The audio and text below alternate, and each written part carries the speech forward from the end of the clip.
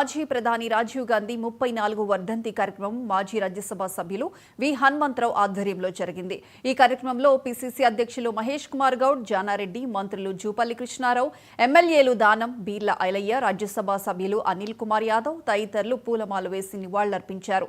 18 ఏళ్లకే vote హక్కు, మహిళలకు గ్రామ పంచాయతీలో రిజర్వేషన్, ఇంటర్నెట్ టెక్నాలజీ తెచ్చిన ఘనత రాజీవ్ గాంధీదేనని మహేష్ కుమార్ గౌడ్ గుర్తు చేశారు। ఐటీ రంగానికి పునాదులు వేసిన మార్గదర్శిగా, నిరుపేదలకు అండగా నిలిచిన ఆపద్బాంధవుడిగా ప్రజల మనసుల్లో నిలిచారని విహెచ్ కొనియాడారు।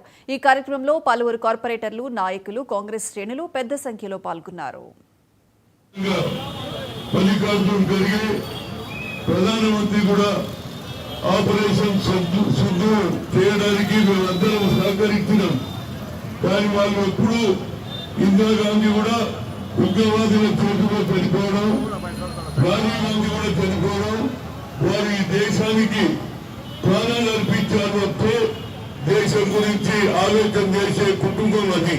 కానీ వాళ్ళ పరిస్థితులు వేరే తీరుగా మాట్లాడుకునే అయినా మేమందరం తప్పనిసరిగా ఉగ్రవాదాన్ని ఫిని చేయాలనేదే ఈ సంకల్పం।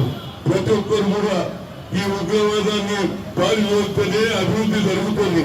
అందుకే మన రాష్ట్రంలో కూడా రాహుల్ గాంధీ గారు ఏదైతే కన్యాకుమారి నుంచి కశ్మీర్ వరకు తిరిగిన తర్వాత వాళ్ళ నాన్న సద్భావనను ఈ దేశంలో మతతత్వ పార్టీలు కులాల పేర్ల మీద, మతాల పేర్ల మీద దేశాన్ని విభజించాలని చూస్తుంటే ఆనాడు రాజీవ్ గాంధీ సద్భావనను అదేవిధంగా కన్యాకుమారి నుంచి కశ్మీర్ వరకు వేసి నఫరత్ छोड़ो ప్రేమ बढ़ाओ అని చెప్పినటువంటి రాహుల్ గాంధీ గారి కార్యక్రమం ఇతర హిస్సేదారి భాగీదారి అన్నారు కాబట్టి we come to the power, we conduct the cash elections అన్నాడు।